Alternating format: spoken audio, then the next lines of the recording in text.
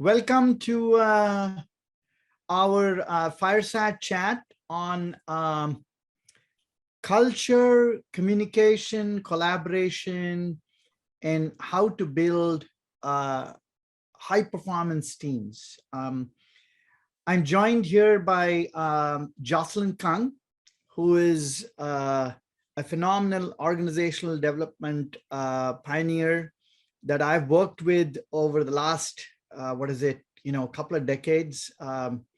We first met back when I was a young executive being onboarded onto the Juniper executive team. And I can tell you that without Jocelyn's help, I wouldn't have made it through.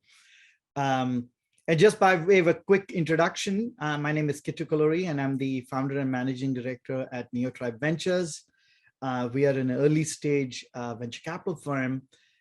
We invest in what we like to describe as breakthrough technologies that stretch the imagination. So we look to invest in deep tech companies that are creating new categories. We're typically first institutional check, and we help our companies find product market fit. We've kind of developed a playbook on how to go about that.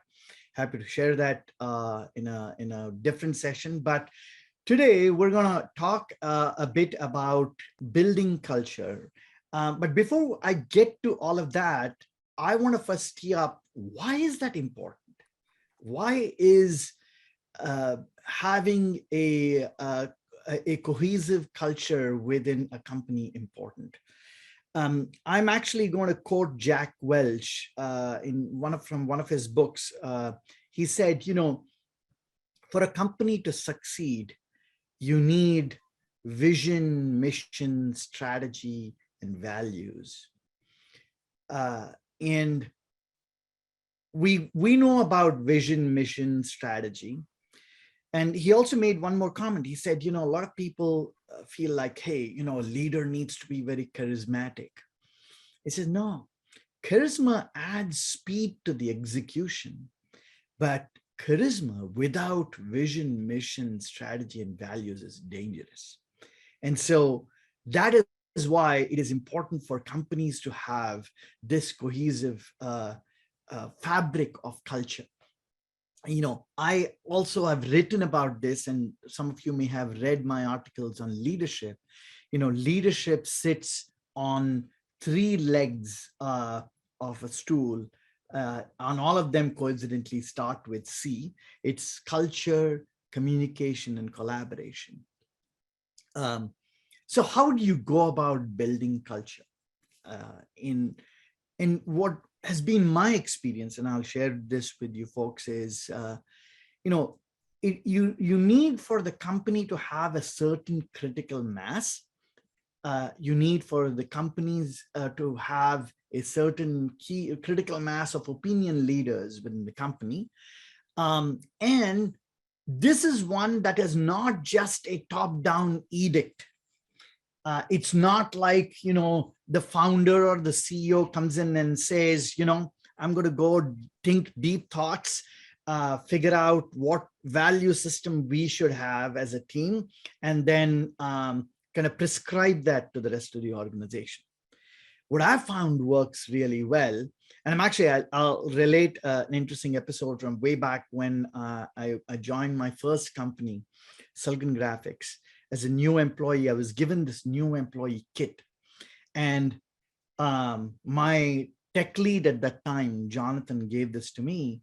And inside that kit was the SGI culture statement, and they called it the spirit of SGI. And this was my first job coming out of college. And I look at that sheet and I'm like, there's the idealistic streak in me, and I'm like, wow, this company has actually a culture statement. And I looked around and saw Jonathan roll his eyes, and there was this cynicism about it. And I made a mental note to myself that, you never want to have a culture statement where people roll their eyes when they walk out of the room, saying that they have no sense of ownership for that culture. And so when fast forward, almost 11, 12 years later, when I was running my own company, and when we were about 25, 30 people, what I did was I actually asked my HR director to interview all of the founders and all of the key opinion leaders. And I said, interview me too. Okay, I want to be a participant, and you facilitate it. And I want to be as much of a collaborator as anyone else. And let us co-author this culture statement so that there is that sense of ownership, and nobody can then roll their eyes and say, hey, that was all Kittu spewing some deep thoughts. We co-wrote this. And so we actually co-wrote that Neoterrace culture statement, and it became not just a document, but a living document, and it permeated every part of our organization. And I now recommend that to a lot of my companies. We've done it here within Neotribe. And so when you see our values published on our website, those are values that we not only live by, we want you to hold us to them. We want to be held accountable to those values. So anyway, that is how you go about building a culture. But the leadership still has to come from executive management. And this is why, as you folks out there are thinking about building your companies, we felt, I'm sure as young entrepreneurs, there's no dearth of advice on how do you go find product market fit? How do you go find use cases? How do you go build your go-to-market strategies? There's no dearth of advice there. But I can tell you this, that no one really teaches or coaches people on how to be great leaders, all right? And what are the characteristics that go into being a great leader and building great leadership teams, all right? I've also found this, that a lot of leaders, particularly first-time entrepreneurs, hire in their own self-image. They look for people that look like them or sound like them. And that's often actually a big mistake. You actually want to build somewhat of a diverse team, diverse not just by way of ethnicity or whatever, that's all of that, or gender, that's all important, but diverse in terms of how you are as people and how you mesh together. And Jocelyn's going to talk about what are the sort of 4 major attributes of leaders that in her experience that she's run into, right? We're also going to be joined by 4 of our CEOs who kind of epitomize one of these traits, or at least are dominant in one of these 4 traits that we're going to talk about, right? So with that, what I'd like to do at this point in time is invite Jocelyn to talk about trust. How do you go about building and establishing trust to begin with? Because that's a very key business imperative. And she's got a wonderful model that she calls the tax model that I'd like her to walk us through before we jump into, what are the 4 buckets of leaders that we've run into. All right, Jocelyn, over to you. Welcome, everybody. I wish I could see you all in person. It's a pleasure to be hanging out with you anytime, anywhere, Kittu. As you're giving the quote about Jack Welch, I would say that you are the epitome of charisma, but thank God you have a vision. But with some values, I hope. Because that could be it's like running. It would be dangerous without that. Yes, definitely charisma with a vision, and over time, a higher purpose that I've been able to have the privilege to observe. Also want to give a shout out to the Neotribe team, Alex and Neeraj and Rebecca and Steve Bragonier and Celine, Kristen. I've had so much fun working with you all to evolve, as you said, co-create this amazing kind of quality that you want everybody to feel when they interact with you. So I want to just start by saying, everyone on this call, you all have a culture, whether you know it or not, you've got one. And it starts the minute you welcome somebody into your team. So what we want to do is deconstruct that a little bit and have you think about it more consciously so that you know what you want to be doing to build a desired culture instead of have it to come by default.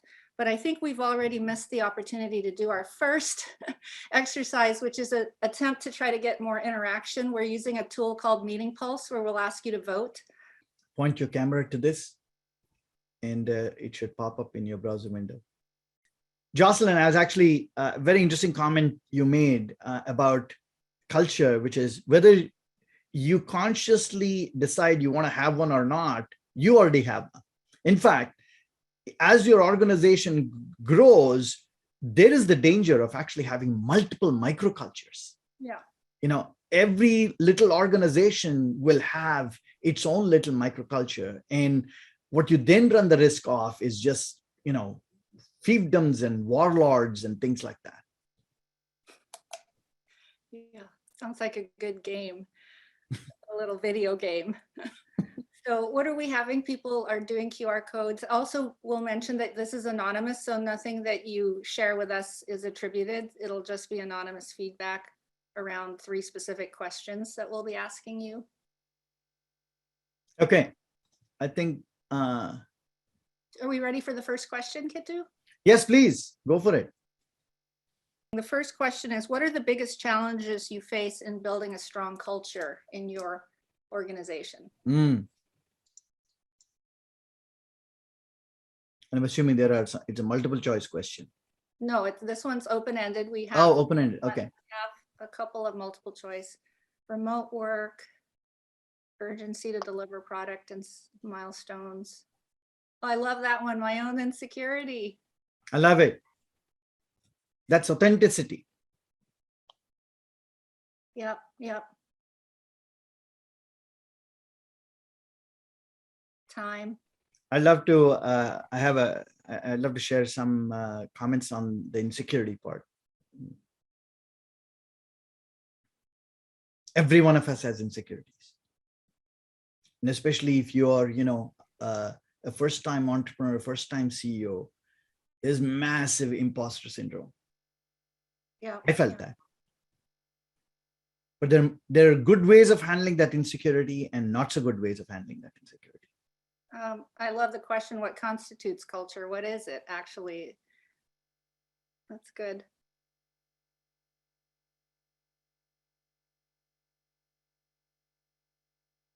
Everyone, even the new employees, know and use the tenets. Getting people to adopt, getting people to really embody and leave yeah.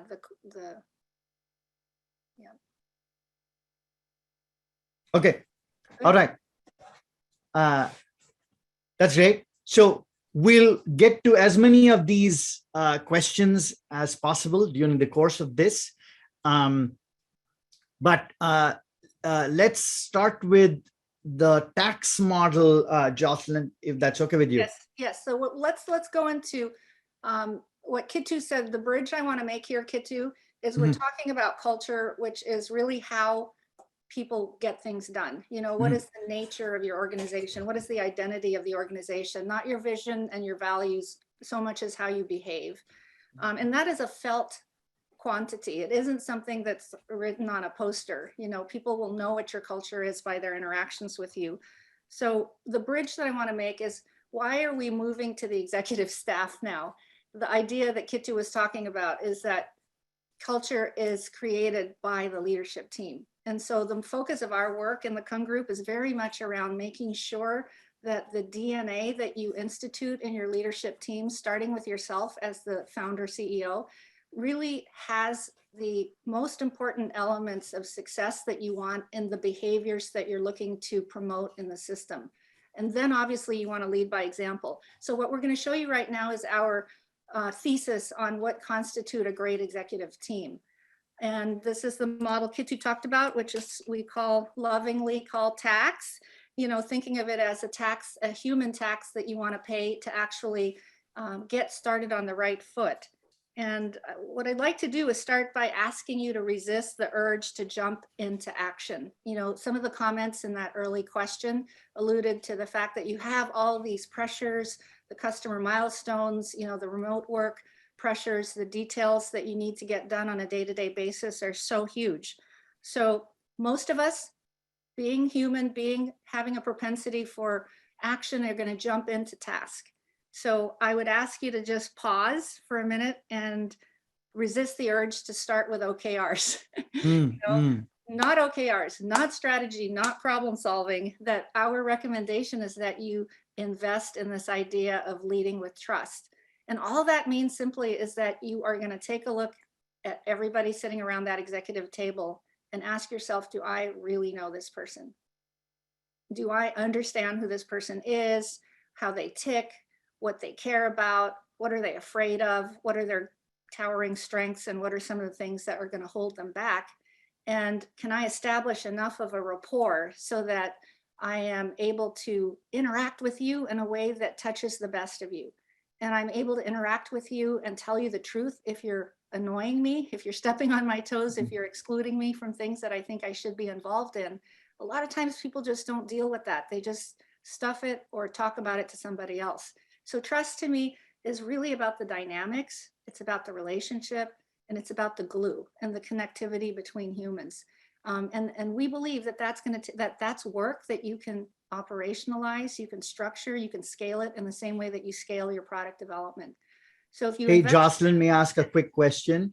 yes. So this is something that I remember you saying to me, that trust does not, to establish trust, you don't need to have alignment of values, Correct. right? Correct. You need alignment of intent.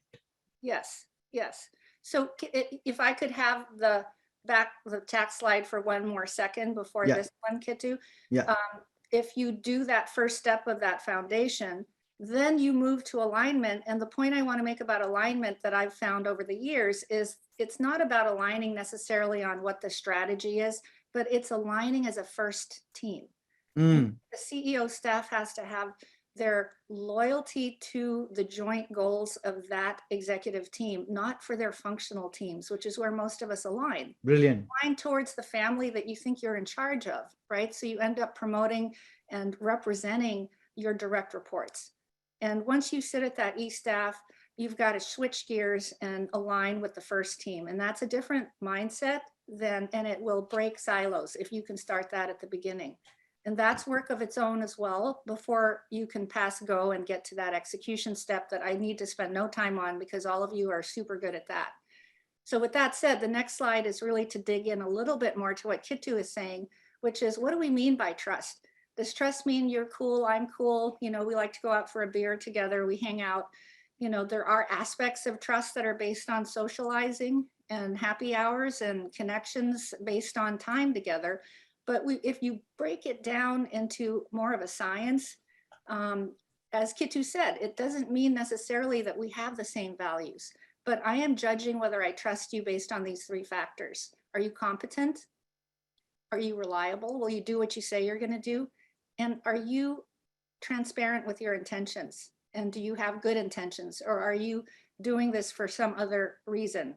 Either a personal reason, a personal agenda, or possibly even something nefarious if you think that that's what's going on for somebody. But you can tell that if you read the book Blink, most of us have, we make these conclusions very quickly about people. And what I'd love for all of us as leaders is to be able to take a step back and assess, what's the nature of my relationship with you? How much trust do we have? And if I'm feeling some kind of a miss, might it be one of these three things? Because there is no ceiling on trust. It's lifelong work. You never get to an end point. It's this virtuous circle that needs continuous work. So that's where we've studied that quite a bit and come up with the next slide to explain or to structure what we're calling the trust workout, which is the way to build muscle in your relationship. Again, not just focusing on the OKRs and the deliverables, but making sure that you can answer these 4 questions for the people that matter to you. I always remember reading somewhere that Steve Jobs said he only spoke to 7 people, that there was a small inner circle that interacted with him on an intensive basis. So who are those stakeholders? Who are the 7 people? Who are the 10 people that you really need to have close relationships with? You want to make sure that you could say yes to these 4 questions. Kittu? Hey, Jocelyn, can I amplify one more comment that you made that I thought was a very insightful comment? When you have that CEO staff, that executive team, every person on that team should feel like that is their first team. You know, I have seen way too many organizations where, you know, you may have a VP of engineering or a VP of sales or a VP of product management who don't feel like that's their first team. They think their first team is the team that reports to them. Yeah. And there's nothing more damaging than that, because now you end up with these fiefdoms.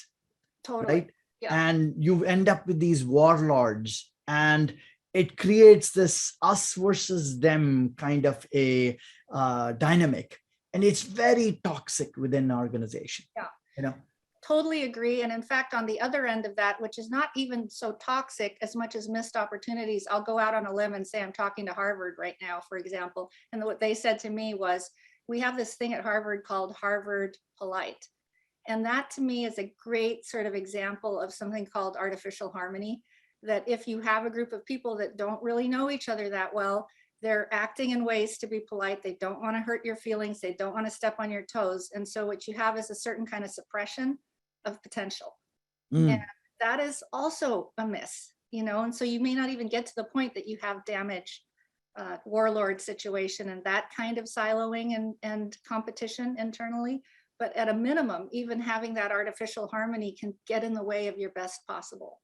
So the 4 steps to the trust workout are that you can demonstrate that you really understand who somebody is, and that you're actively appreciating, recognizing the things that matter to them, including small things like thanking them, a missed opportunity to actually reinforce and you know, just appreciate somebody for who they are and what they give and deliver and value that they bring is something that is very important to establishing that connection. Most of us will think it, not everybody says it, right? And you need to find the language that people will feel matters to them. If you've read the Love Languages book, what we're about to share with you with our Elements tool are leadership love languages, in a sense that you need to have the ability to recognize and read 4 different types of leaders.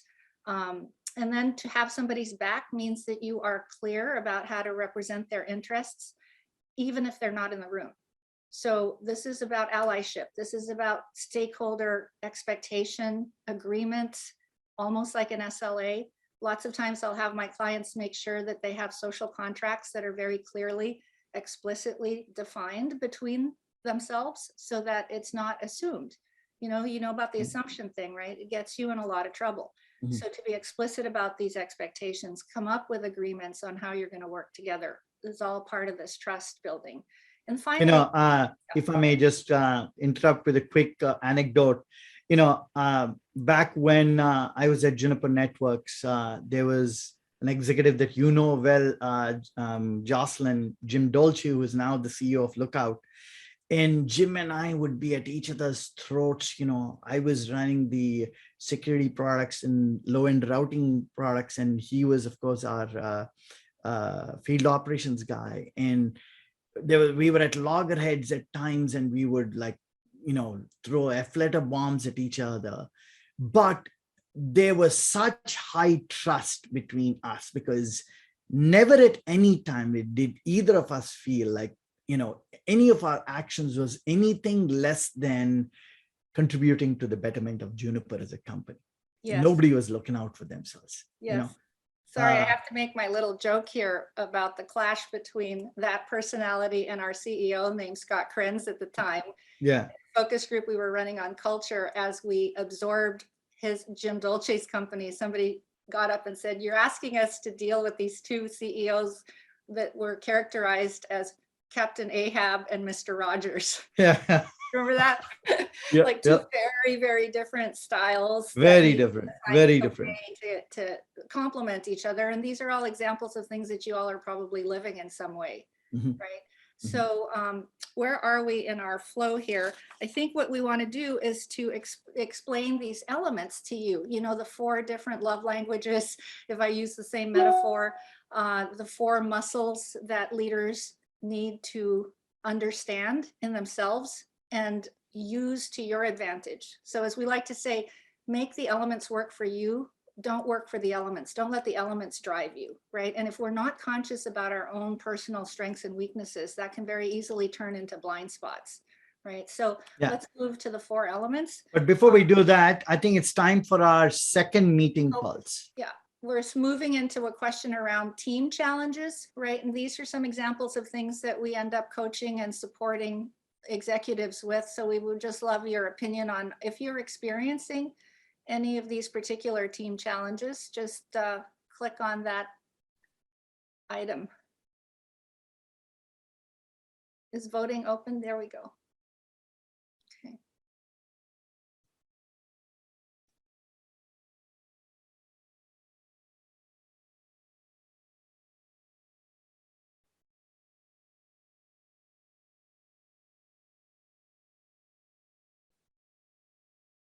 Conflict among executives, I have to say that I spend a lot of time on that these days, finding myself doing more mediation sessions between C-level folks. I just because breakage happens when trust isn't worked on a regular basis. And so there are times that we get called in after it's pretty bad and folks are ready to quit, or their 2 organizations have completely separated and they're not working together well, because it does seep through the whole organization. So it looks like conflict and lack of follow through and accountability might be a couple of themes here. And folks, please feel free to ask us questions in the Q&A feature, right, of the app. So if there's specific questions you'd like to ask of us, please don't hesitate to do so. Mm-hmm. I think that's a good enough snapshot to keep us. Yeah, actually, I'm not at all surprised about conflict amongst executives kind of bubbling up to the top. You know, here again, if I may just quickly relate a quick anecdote, you know, I had a situation where one of my execs was willing to revisit a decision without any new data. And it used to drive my CFO crazy, batshit crazy. He say, like, why are we, I thought that decision was made, and why are we revisiting that decision? But once we went through the elements analysis, and it became clear that, oh, this person, their superpower is speed, all right, and they tend to be a little more impulsive, whereas the CFO superpower is more execution. They could understand each other better. Yes. You know, and so that frustration levels were lesser, you know. Yeah, for sure.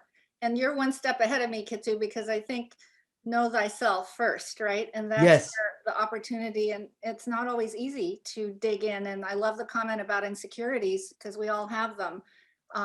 You know, and some of these blind spots are areas that could be so helpful to understand, because there's tools that you can use in your own makeup to try to overcome that. And if we could show you these 4 elements, the idea is that you have all 4 of these elements in you. I like to think of this concept like that cookbook that came out called Salt, Fat, Acid, Heat. If you master these 4 elements, or of cooking or of leadership, then you can make any dish. And in our role as coaches, we look to try to understand what your superpowers are, so that we can fan that flame and make that your towering strength. And also to understand where you have less interest, less preference, because those might be areas that are needed at times. And how do you work around that so you can build teams around you and be conscious of the fact that certain things may not come as easily to you. So the first one Kittu mentioned is execution. And the execution muscle is one that is very much about getting shit done. Structure, planning, details, process, completion, check boxes. This is the element of focus and execute, right? Get it done. High accountability. High accountability, high follow through, you know, super good with details. The watch outs, any of these overused can become problem areas as well. So if you're super strong in execution, you can lose track of the big picture. You can be, change can be hard. Ambiguity is hard. People high in execution want certainty, want predictability. They don't want ambiguity. And we're living in this VUCA world right now, right? Of the volatility, uncertainty, complexity, and what's the A on VUCA? Just, ambiguity. So how do we make sure that if you're strong in X, that you stay open-minded, that you're not working on process at the expense of results, seeing things in black and white too much, and burning out from just a lack of receptivity to change of any kind. Totally. Change is hard. Very rigid. Change is very hard for people like this. Yeah. So imagine your VP of engineering that's highly X, now needs to have more vision, now needs to deal with people problems, but so as you look at all the other elements, you'll see how you need to use the chemistry of combining them to your best advantage. There's a new customer requirement and they dig their heels in and say, no, cannot do it. It wasn't in the roadmap, got to go back and follow the process. Yeah. So again, we're talking about these in isolation, and we've got 4 fabulous founders and CEOs that are going to give you some stories about what it looks like in them, where they have these strengths. So let's move from X to Z. So X is that follow through muscle. Z is the opposite. It's the jump in. Don't need a plan, fully energized, lots of ideas, very stimulation oriented. This is the element of jumping in without a plan, not needing a lot of preparation, very gut oriented and drawn to ideas, and love brainstorming, love that whole inception process of starting new things, but get bored easily, not so interested in a lot of detail and completion. So these are the think out of the box fire starters that are going to do bold things for you, right? That's the muscle. Watch outs are follow through, shiny ball syndrome. A lot of times people that are super strong in Z will not think about the steps needed to get something done, and so they need to make sure that they're thinking about the follow through or working with people that are going to make sure that things are completed. They can also under stress become pretty combative, manipulative, use sarcasm. So as you see some of these stress behaviors, it gives you a little bit of a clue as to how to deal with that particular personality type as you start to master your use of these elements. So you've got the X and the Z that are 2 opposites, and then the other 2 are vision and empathy. So vision is the intellect muscle, right? Of high, big thinking, strategy, future, systems thinkers, process thinkers, can scan a lot of information very quickly and come up with a pattern. So while a person high in X likes a checklist, a person high in V loves a whiteboard, right? Yeah. How everything much more together. Comfortable with ambiguity. Totally comfortable with ambiguity, loves complexity, is drawn to complexity, may create more complexity than needed at times because they're looking for that this totally innovative solution. So this is kind of that big thinking, stretching to the future, 3-dimensional chess player. Very much a lot of you entrepreneurs have this V to create something that doesn't exist yet. So not concerned about ambiguity, not concerned about change, right? Really the people that start to see the future. Under stress, and many times the people high in V can be very poker faced, hard to read. If anybody tells you you're hard to read, some of that might be this V quality because you're a big thinker. You live in a mind palace that's a beautiful place and the population of 1. You live there by yourself and you do a lot of heavy thinking. You're hard to read, and so you can come across as being aloof and a little intimidating to people at times if you're not aware that that's your makeup. I'm very comfortable having a conversation with yourself. Very, the best person to talk to, right? Is yourself. So exactly. The opposite of the V, which is the intellect muscle, is Y, and that's the heart muscle, and that's the compassion, harmony seeking, relationship management. Of all the elements, the Y is thought to be like the chameleon in ability to read and respond to the person in the language that most fits them. So this is the language of trust building, right? Of being able to really understand and connect with people in ways that are very meaningful to them. People high in Y are fantastic storytellers. They can connect with other people's emotion. They're powerful speakers at times when they have missions that they care about, or But they run the risk of letting the tail wag the dog. definitely. So I think, Kittu is an example of somebody that's become pretty high in why, right? That the downside can be that you're trying to please everybody and get to the point where you're sort of not, your boundaries aren't as clear, you're not taking care of yourself as much. The downside is also potentially avoiding conflict, apologizing too quickly, opposed to standing up and being definitive and advocating as opposed to listening all the time, because this is an element of great listening. And sometimes the balancing of that, there's a book out called Radical Candor, and a bad quadrant of that book is called ruinous empathy, when you are empathizing so much that you're actually destroying relationships because you're becoming like a Mother Teresa or something. That's an overuse of this element. So there we have it.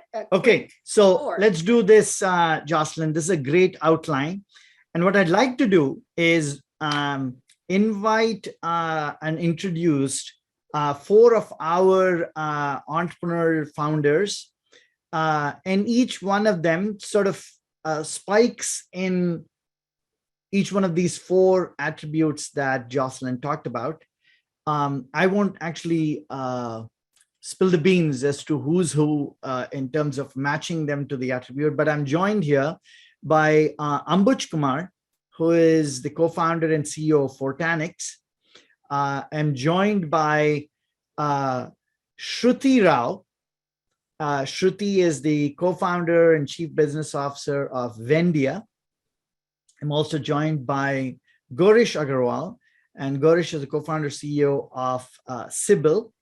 And finally, by Chevy Karbasi, and Chevy is the co-founder CEO of a company called Moicor.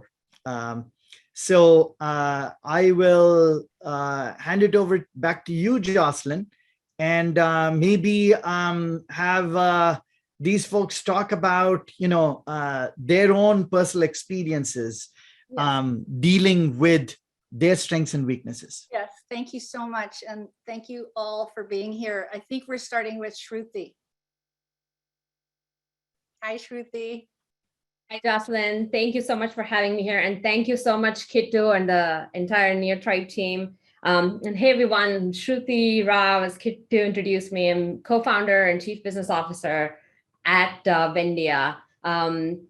My dominant trait is speed. I really believe that everyone has this speed in them at a pretty high level. Jocelyn calls it the pixie dust. Everyone has that pixie dust, but I think not everyone has this ability to be misunderstood, of looking bad, or sometimes looking like a fool, that stops us from actually using the speed that's already inside all of us.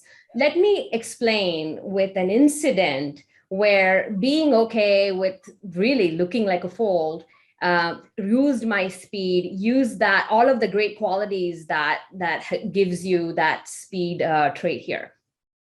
Many years ago, just a couple of decades ago at this point, I was at AT&T on a leadership rotational program in this very coveted role, launching Uverse TV and Uverse Internet. A lot of you might have Uverse TV, so I was a part of the team that launched it. The charter was bring ESPN to the table and have them start negotiating with us. 3 or 4 different teams had already tried. ESPN did not even want to have a conversation with us. I mean, it's atypical. This is AT&T we're talking about. It's been around for, at that point, probably even close to a century. Why wouldn't ESPN want to talk to a big company like that? Well, I found out from ESPN that, again, as Jocelyn said, no plan, but went into ESPN, said, hey, what is this fundamental problem that you don't even come to the table and negotiate? What is that you're seeing that we're not seeing? Well, what they said was something that they had never said to anyone before. They said, look, Uverse TV is hard to install. I mean, you have to go install it on a street, install it on a pole, install it in a house. That takes, 3-4 hours at best. And you guys are saying it's going to take 90 minutes. There's no way you can do this. Even if we give you all kinds of deal to get ESPN programming, we don't really believe that you will be able to get us as many subscribers. So thank you, but no thank you. So I came up with an idea, again, jumping in, came up with an idea where we can show them that's not the case. We could do this within 90 minutes. So I would install a Uverse end-to-end myself. So go into a manhole, install a Uverse there, climb a pole, install a Uverse there, go to someone's house and install it there, all of this, and film myself and show them. My colleagues were horrified. And the first thing they said was, I mean, look, if you failed, you would be the one who went into a manhole. That would be your legacy. That's how everybody, all the way from top leadership, would know you as that manhole woman. Mm-hmm. I was okay with that. You were like, I'm converting it into a woman hole. Hey, that would be a win. So what did I do is I got a video crew to follow me. I got hair and makeup and 4-inch heels. I went into a manhole, installed Uverse there, climbed the pole, took a pole climbing class. It's an 8-hour class, legit class. Climbed the pole, installed Uverse there, went into someone's apartment in Los Angeles, installed it there as well. Took me 87 minutes to do all of this in some fabulous heels, and then showed that video to ESPN. Hey, look, if I can install Uverse in heels in 87 minutes, a tech who is trained in this, that does this day and day and day over, can do this within 90 minutes. That really won ESPN's hearts and minds. You know, the thing of being that manhole woman hole, as Kittu called it, AT&T created a manhole award. I was actually known as the one who went into a manhole, all the way from the executive leadership, all the company wide. So sometimes what we fear to be the worst is what stops us. So whenever, you know, within Vendia or even my previous jobs, I start going, is this leader like? Is this executive presence like? Is this founder like? I just ask myself, is this manhole like? I mean, can I push the envelope that way? And the answer almost always is, I mean, it can't be worse than that. So I can push my boundary. So I implore you, I think we all have speed inside us.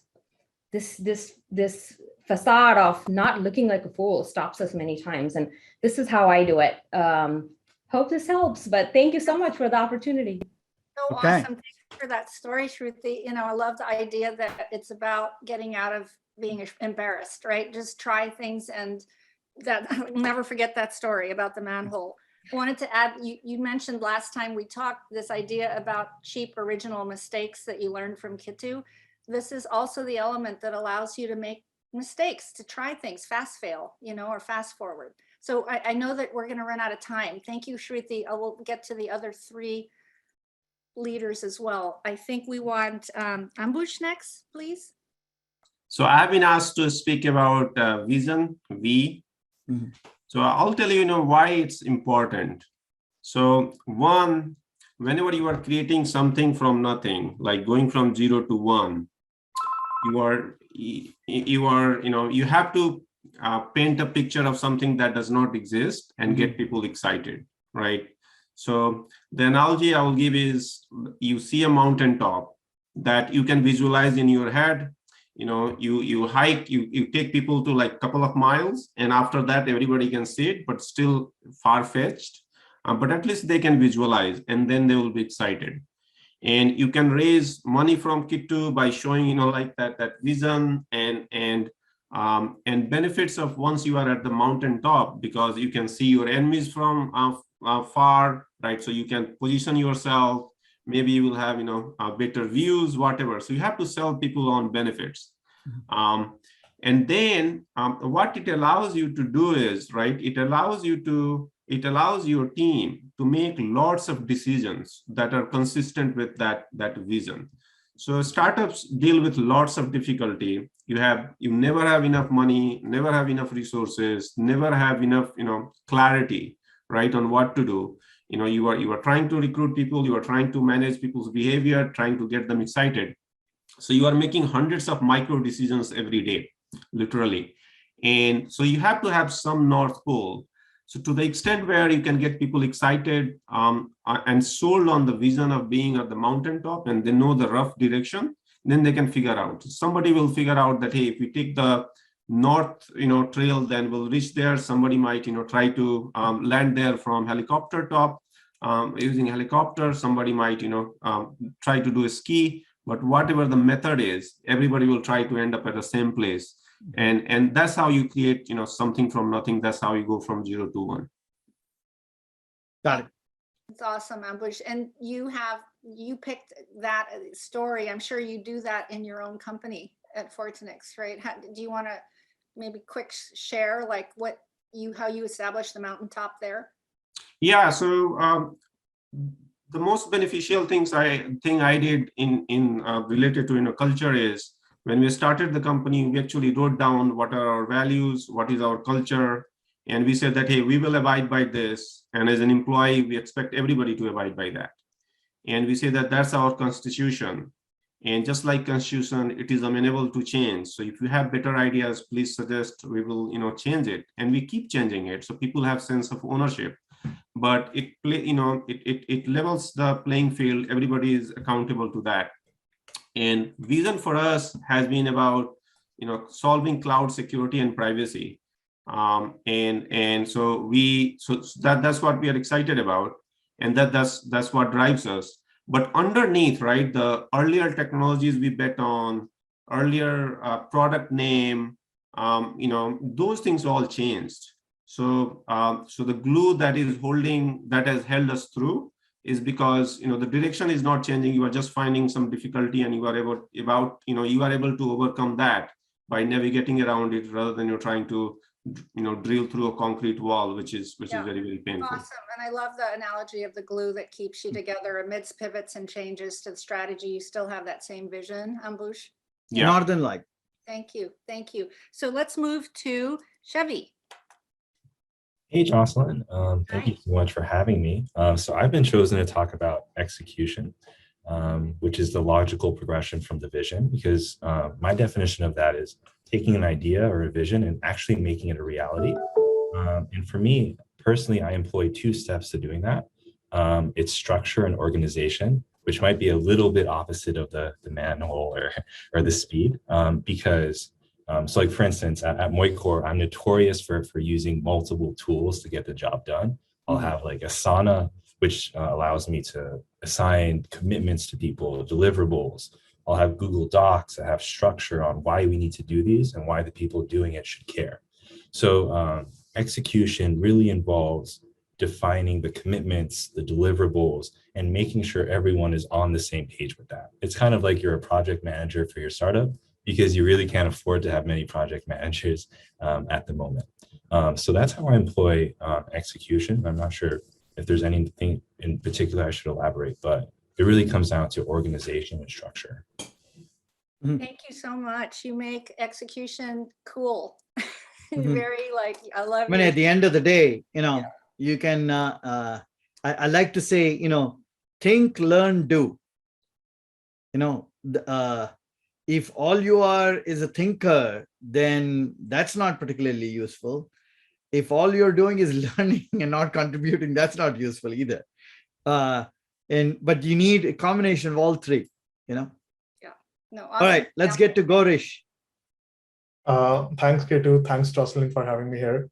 So I will talk about empathy a little bit today. First of all, I love the example that Ambut shared. So every founder wants their team to reach that mountain peak.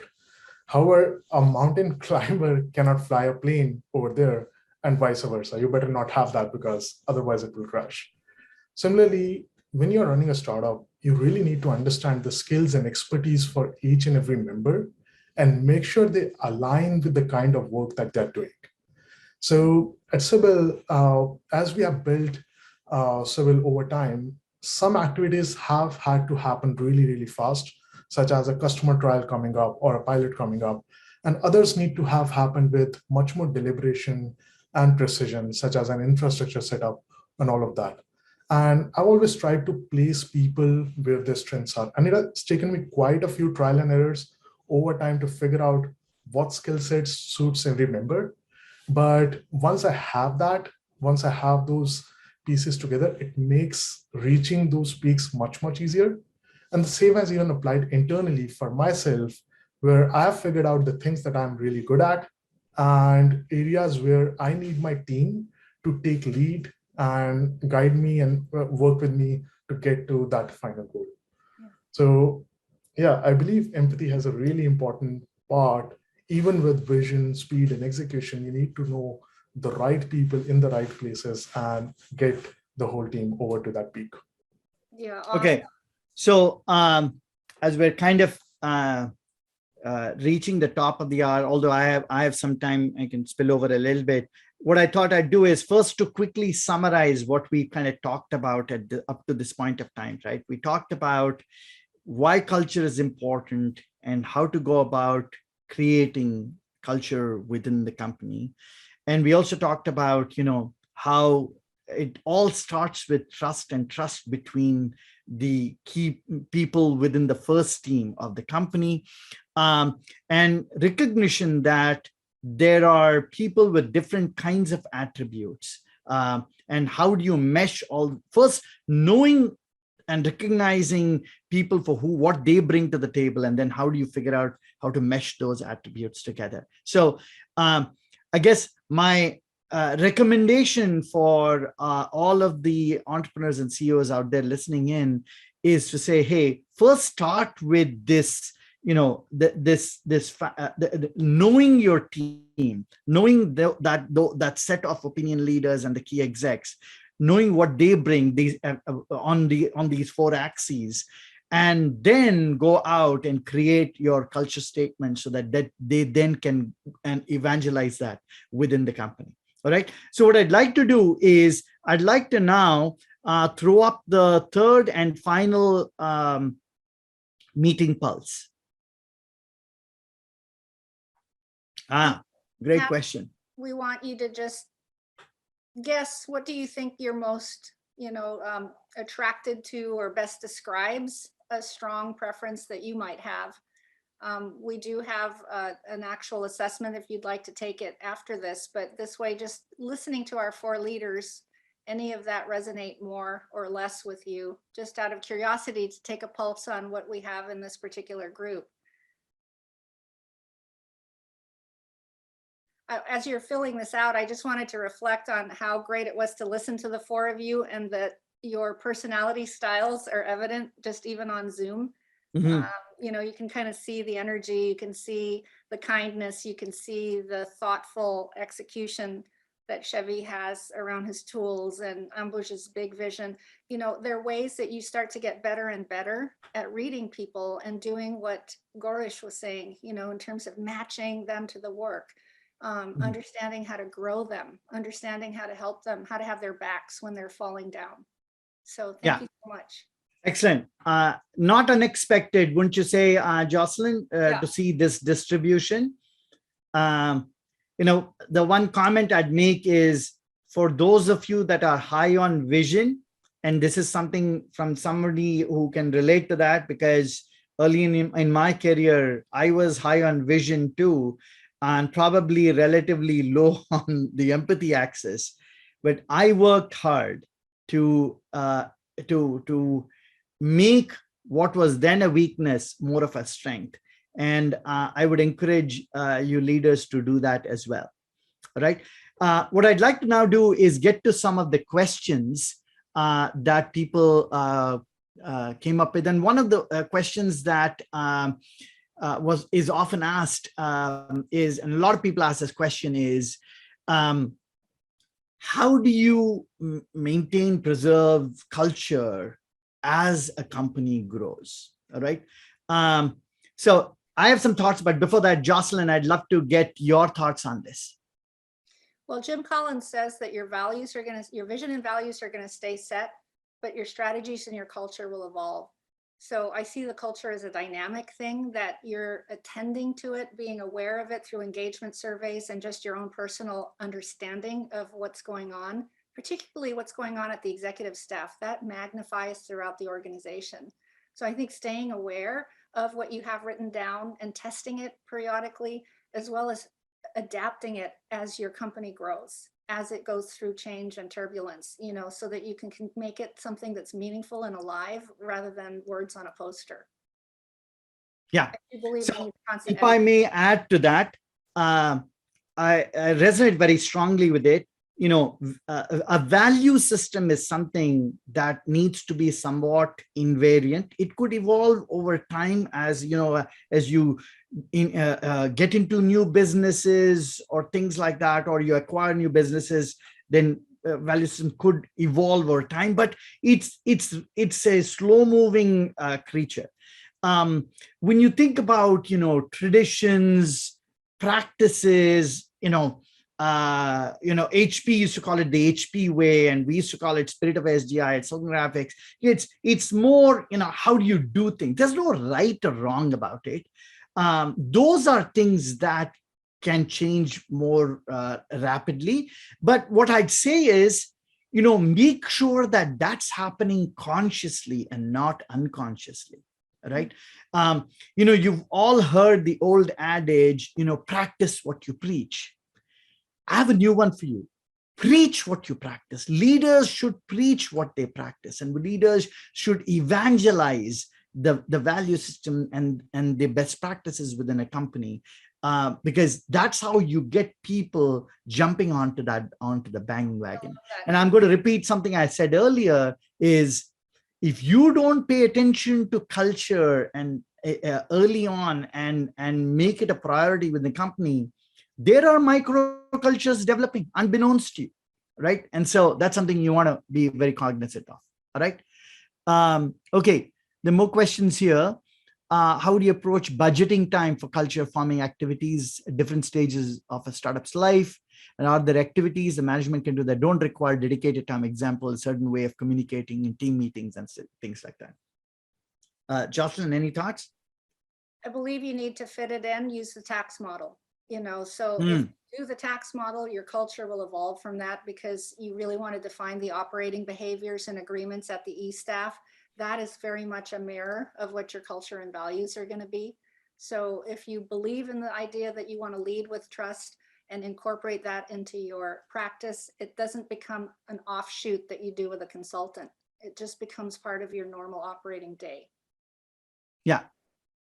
I also feel that when leadership holds itself accountable for maintaining and preserving the culture, it's when you lead by example, that's how you can make sure that that stays front and center of the company. I like this one question.